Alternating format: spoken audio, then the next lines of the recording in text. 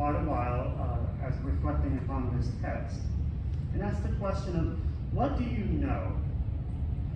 What do you know at the deepest part of your being that is just absolutely 100% nothing anybody can say to you will ever change that thing that you know? Those are the things that I think we lean on whenever life happens, whenever chaos happens, whenever tragedy happens, whenever an ongoing pandemic happens. And sometimes those things that we know, we find it to be unshakable because we've experienced them in a way that is deeply meaningful. And I think our readings today give us an understanding or a reminder that the God that we serve is a God who wants to be intimate with us, wants to spend time with us. A God who doesn't just love us, but a God who is radically obsessed with us. And that's why God chose to put us in this world, because God thought we would actually enjoy it. And we would want to enjoy it with one another. And so this imagery in the first text in the book of Proverbs about a wisdom feast, a sacred feast that's big, that's bountiful, that has great wine, that has great food.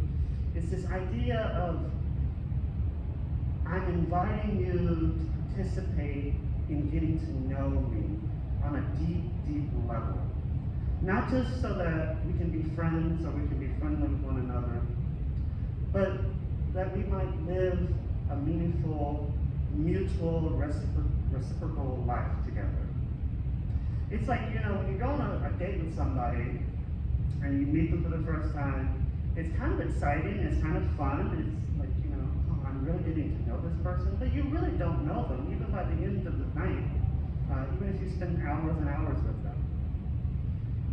But the more you spend time with them, the more you get to know them, the more you eat with them, the more you have go to events with them, whatever it might be, however you date, I don't know. It's up to you to decide. The more you spend time with them, the more you know them at the deepest part of your being. That's why whenever something happens with that person that jars against what you know them to be, it's such a big deal. So Jesus, I think, intuitively knew this reality. And that's why he left himself in the form of something so common, of something so intimate and shared among all humans. Every culture has some type of sacred meal in their reality.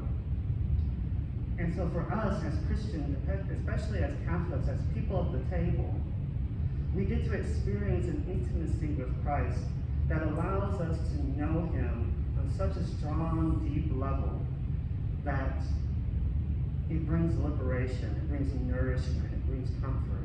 And I think this is what Jesus meant when he said that I am the bread of life that came down from heaven, that those who eat and drink of my blood will live forever. It's that you will have me inside of you, you will know me, you will have me, an intimate connection with me. And therefore, you'll never die, you'll never be apart from me, you'll always have access to me. I think about this during tough times because we live in a world where individualism is so actively promoted that if Jesus' words are true, then that means we're never by ourselves. He's always with us. So that intimacy can be something that we draw upon in our life whenever things are rough, whenever we feel alone.